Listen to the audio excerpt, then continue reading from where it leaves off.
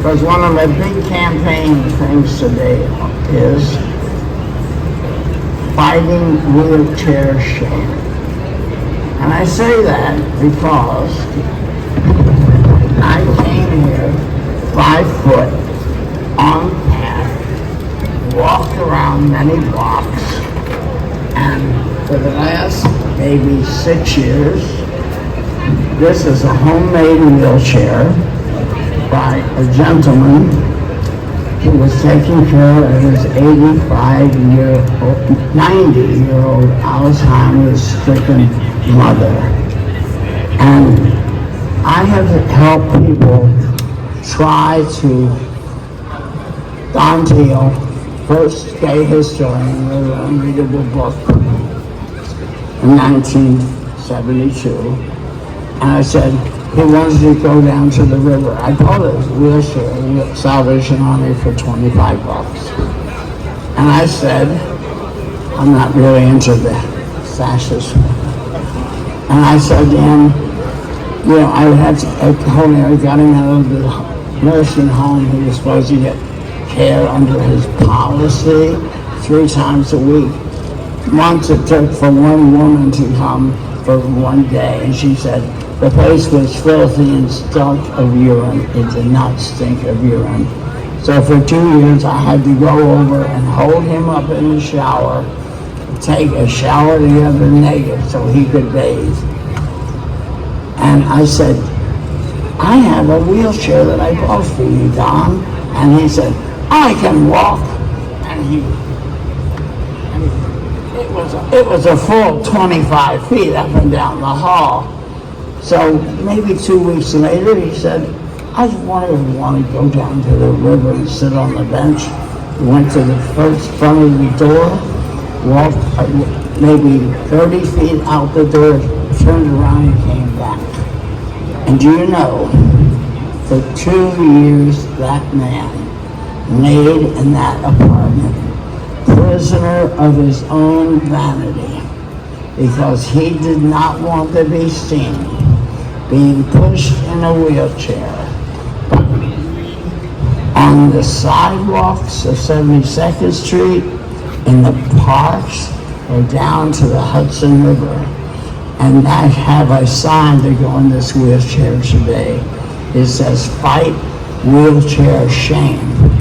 And after Pride, I'm starting a national wheelchair sit-in. And we're going to clog up all the CVS's and all the check yourself out businesses, because I went to CVS and I was in the wheelchair just for conventions behind another man. I said, we're disabled. Where is people to help us? I found out there were 2 people in the entire store of CVS, which is a city block square. And the guy at the door was the one that said hello, and he could help teach you how to check yourself out. And one other woman was on the floor to answer questions.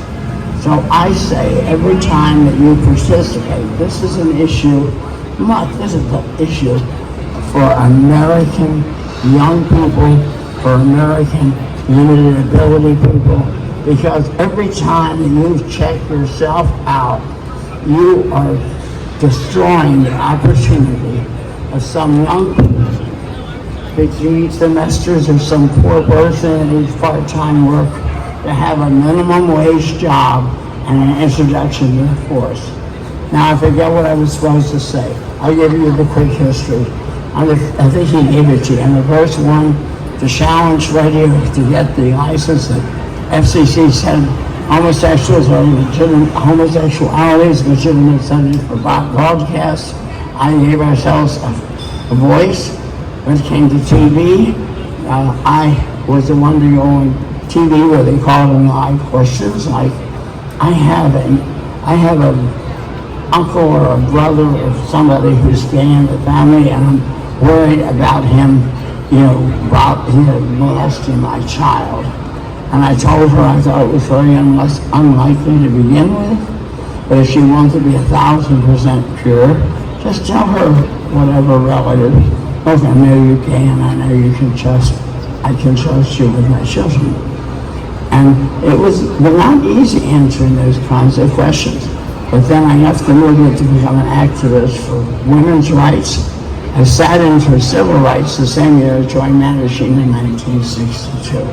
I don't want to go on and on, but I just want to say my father told me he went to a psychiatrist. In those days, we were criminals in every state except Illinois.